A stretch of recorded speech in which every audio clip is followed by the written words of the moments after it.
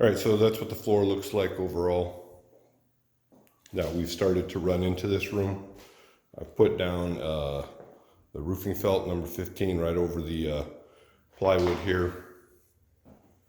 Again, this is above grade, and the slab is very dry, so I'm not worried so much as a moisture barrier. All right, we started adding in the wood flooring here. We continued it from the room there into this room here. I'll just catch you up on what I've done. The center piece of wood there was a real interesting looking piece of wood, so I put it right in the center of the doorway. I centered it there, and then what we did is, you can see here how we had cut the door jambs that the wood slid right underneath. Notched it here, notched it on the inside here, and then I needed to come in and cut the strip down, the board down to fit that actual sizing there. So we've got the first 3 rows in. All right, so what we do with the floor is, when I put in this first row, we're nailing in this direction here. So when we put in this first row, the pneumatic nailer doesn't fit up against the wall. So you come in at an angle here with the finish nailer and shoot the nails in for this first row. Once you get that first row in, you've got the space up towards the wall where you can bring in the pneumatic.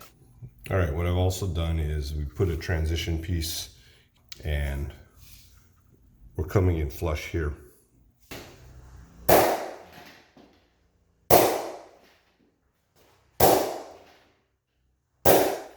All right, let's take a look at how we measure the piece here that's going to fit in this space here. So a lot of people will come in, they'll take a tape measure, measure that distance, give themselves about an 1/8 inch to 1/4 inch gap on the end by the wall to give it some space.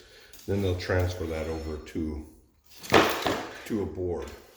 So what I'm going to do is flip it over upside down with the tongue against the wall. Again, the tongue is supposed to go in this piece, but I'm turning it over, putting it against the wall. That tongue is going to give me my automatic space gap there when I measure it. Give that a mark. And we'll take it out and cut it. I'm making the cut upside down on this board.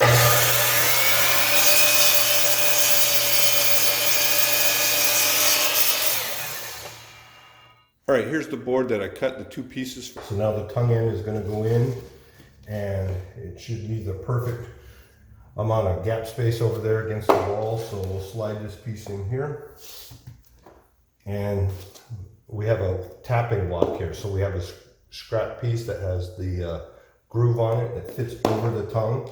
We use that to tap instead of, tapping on the tongue of the board and damaging it. We'll tap on this here.